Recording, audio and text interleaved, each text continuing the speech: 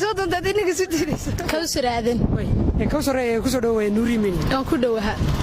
waxa jirta su'aalo kala duwan oo weydiinayna bulshada ku dhaqan magaalada seebar horta su'aalaha soo dhaweynaya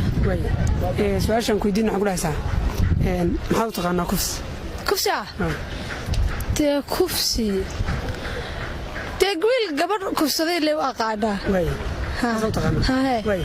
ugu dambeeyay waxaa hadalayn badan baraha bulshada ka dhalisay ninka ragga iyo xaaskii qofta dumar uu qabo haddii uu macnaha wax weydiiyo aysan raalli ka ahayn waa kufsi kufsi maaha xalaal buu u yahay haddii u diido haddii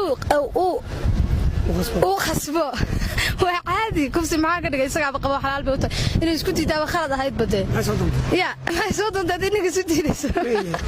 isaga xalaal ay u tahay badi dumarka oo dhan waxay ka dhawaajiyeen inay kufsi tahay arrintaas kufsi maaha kufsi waxaa la dhahaa nin naaga minihi gabar wiil u timaaday oo uu markii cilada meesha ugu timaado uu kusoo kale laakiin nin naag qaba haddii isku diido xoog kaga qaatay dee kufsi maahan sababta waxa waa loo xalaaleeyay isagaa qabadee inay isu diidaaba